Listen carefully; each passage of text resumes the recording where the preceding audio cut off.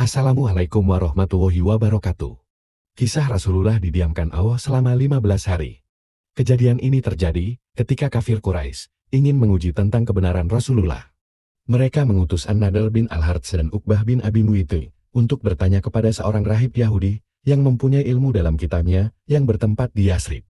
Rahib kepada keduanya, ia menyarankan, kalian hendaknya bertanya kepada Muhammad tentang 3 perkara. Jika Muhammad dapat menjawab 3 pertanyaan ini, maka sungguh ia adalah utusan Allah. Namun, jika tak dapat menjawabnya, ia hanyalah orang biasa yang mengaku-aku sebagai nabi. 3 pertanyaan itu adalah: 1. Tentang pemuda-pemuda yang bepergian dan bagaimana mereka. 2. Siapakah orang yang mengembara dari barat sampai timur bumi dan bagaimana dia. 3. Tanyakan apa itu ruh. Karena mereka mendapatkan bahan untuk mendebat Rasulullah dengan bangganya dan dengan segera. Mereka menghadap petinggi Quraisy.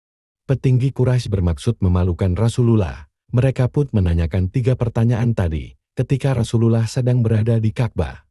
Tapi waktu itu Rasulullah tidak bisa menjawab. Rasulullah menunggu wahyu dari Allah. Rasulullah merasa yakin Allah pasti akan menurunkan wahyu. Ditunggu saat itu, wahyu dari Allah untuk menjawab pertanyaan kafir Quraisy belum juga datang. Rasulullah berkata, "Aku akan menjawab pertanyaan kalian besok." Dengan harapan besok Allah sudah memberikan wahyu. Hari berikutnya, para kafir Quraisy menagih janji, tapi wahyu belum turun. Orang-orang musyrik Quraisy semakin mengolok-olok orang-orang muslim, terutama kepada Rasulullah.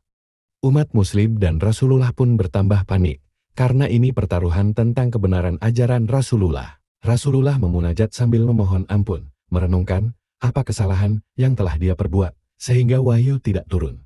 Akhirnya pada hari ke-15, malaikat Jibril membawa wahyu, yakni Surah Al-Kahfi ayat 23-24.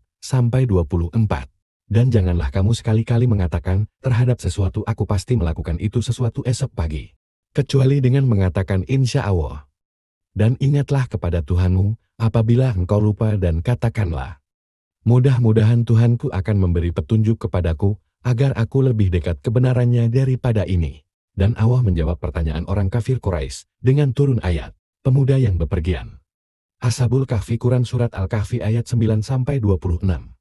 Seorang pengembara, yakni Zulkarnain Quran Surat Al-Kahfi ayat 83-101.